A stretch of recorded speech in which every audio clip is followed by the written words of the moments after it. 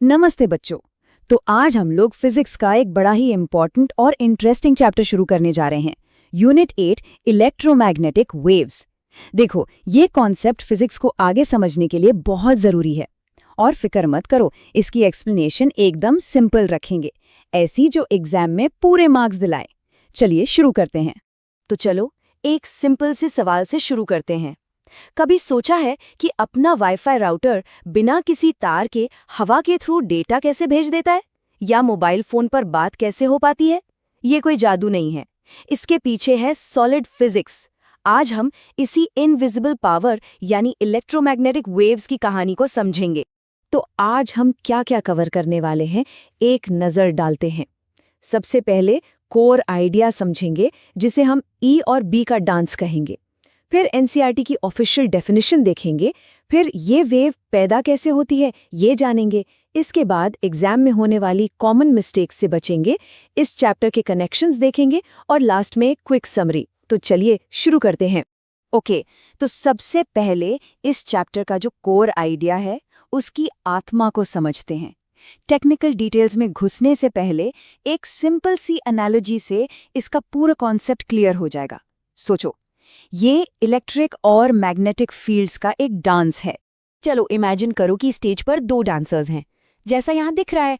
एक डांसर है हमारा इलेक्ट्रिक फील्ड, जिसे हम ई से डिनोट करते हैं। ये चार्जेस के आसपास की स्पेस का इन्फ्लुएंस है, राइट? और दूसरा डांसर है मैग्नेटिक फील्ड यानी बी। अब सबसे इंपॉर्टेंट बात यह है कि ये दोनों डांसर्स आपस में जुड़े हुए हैं।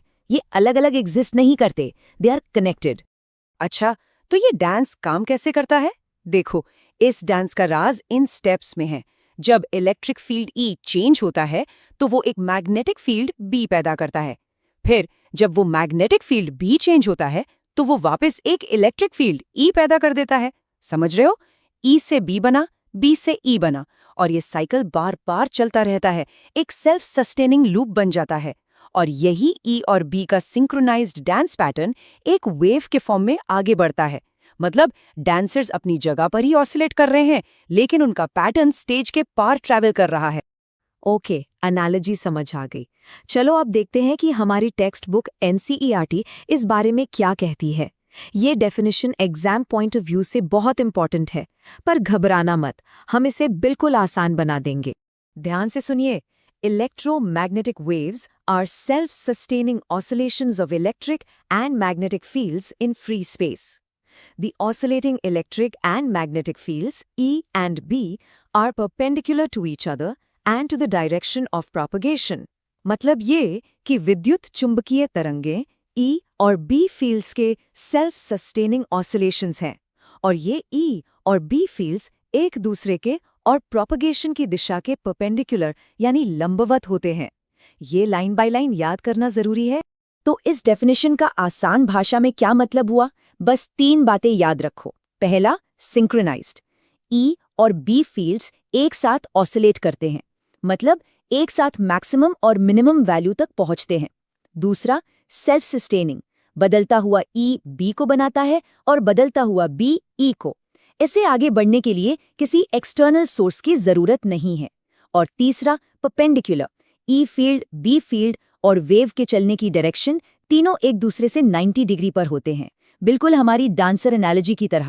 अच्छा, ये तो ठीक है कि वेव आगे बढ़ती है, पर ये वेव आखिर शुरू कैसे होती है? इसका जन्म कैसे होता है? चलिए इसके स्टेप बाय स्टेप प्रोसेस को देखते हैं। देखो, सबसे पहले हमें एक चार्ज चाहिए। अगर चार्ज रुका हुआ है तो वो सिर्फ एक नॉन मूविंग इलेक्ट्रिक फील्ड बनाता है। लेकिन जैसे ही हम इस चार्ज को ऑसिलेट कराते हैं यानी एक्सेलरेट करते हैं, वो अपने आसपास एक बदलता हुआ इलेक्ट्रिक फील्ड बनाता है। और जैसा कि हमने अभी सीखा, बदलता हुआ ई फील्ड क्या करेगा?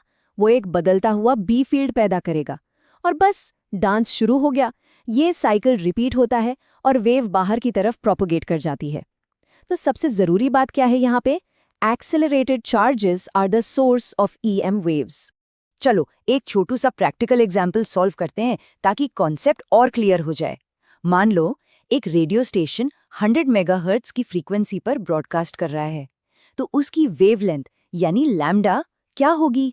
तो इस प्रॉब्लम में हमें दिया क्या क्या है? फ्रीक्वेंसी f है 100 मेगाहर्ट्ज, जिसे हम लिख सकते हैं 100 × 10⁶ हर्ट्ज, और स्पीड ऑफ लाइट c तो एक यूनिवर्सल कांस्टेंट है 3 × 10⁸ मीटर्स पर सेकंड। और इसको सॉल्व करने का फॉर्मूला तो बहुत ही सिंपल है। वेवलेंथ यानी लैम्डा बराबर होता है speed of light c divided by frequency f। ये फंडामेंटल रिलेशन हमेशा याद रखना बहुत काम आता है। अब बस वैल्यूज को फॉर्मूला में डाल दो। 3 × 10⁸ को 100 × 10⁶ यानी 10⁸ से डिवाइड करेंगे तो जवाब क्या आया? 3 मीटर्स। इसका मतलब उस रेडियो स्टेशन से निकलने वाली वेव की एक पीक से दूसरी पीक तक की दूरी 3 मीटर है। सिंपल। अब आते हैं उस सेक्शन पर जहां अक्सर मार्क्स कट जाते हैं। ये हैं कुछ साइलेंट किलर्स या कॉमन गलतफहमियां जिनसे बचना बहुत जरूरी है।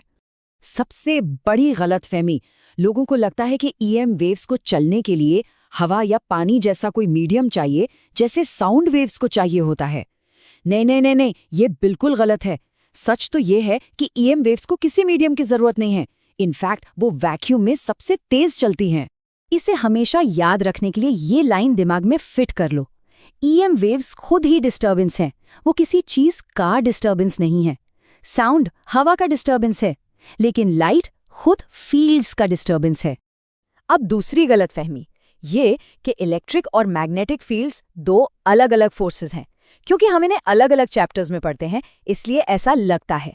लेकिन सच्चाई ये है कि ये एक ही सिक्के के दो पहलू हैं, एक ही इलेक्ट्रोमैग्नेटिक फोर्स के दो रूप।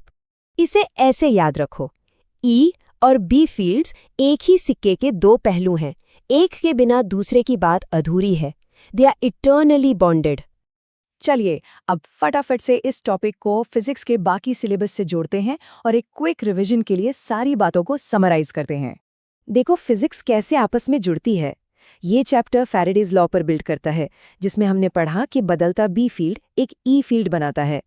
फिर ये चैप्टर मैक्सवेल का मिसिंग लिंक इंट्रोड्यूस करता है, डिस्प्लेसमेंट करंट, जिसका सिंपल मतलब है कि बदलता हुआ ई फील्ड भी एक बी फील्ड बनाता है। और यही पूरा कॉन्सेप्ट आगे जाकर ऑप्टिक्स की नींव रखता है, क्योंकि लाइट भी तो एक ईएम वेव ही है। तो एग्जाम के लिए ये 4 पॉइंट्स दिमाग में लॉक कर लो। Number 1, accelerated charges EM waves का सोर्स होते हैं। नंबर 2, ई और बी फील्ड्स एक दूसरे के और वेव की डायरेक्शन के परपेंडिकुलर होते हैं। नंबर 3, उनके एम्पलीट्यूड्स का रेशियो E/B हमेशा कांस्टेंट होता है, जो C के बराबर है। और नंबर 4, वैक्यूम में सारी ईएम वेव्स एक ही स्पीड से चलती हैं, जो है स्पीड ऑफ लाइट। और जाते जाते एक सवाल आपके लिए छोड़ जाता हूँ। अगर रोशनी यानी विजिबल लाइट पूरे इलेक्ट्रोमैग्नेटिक स्पेक्ट्रम का बस वो छोटा सा हिस्सा है जिसे हमारी आंखें देख सकती हैं, तो सोचो हमारे आसपास कितनी अदृश्य अनजानी दुनियाएं हैं जो बस डिटेक्ट होने का इंतजार कर रही हैं। रेडियो वेव्स, माइक्रोवेव्स, एक्स-रेज सब यही हैं। सोचिएगा जरूर।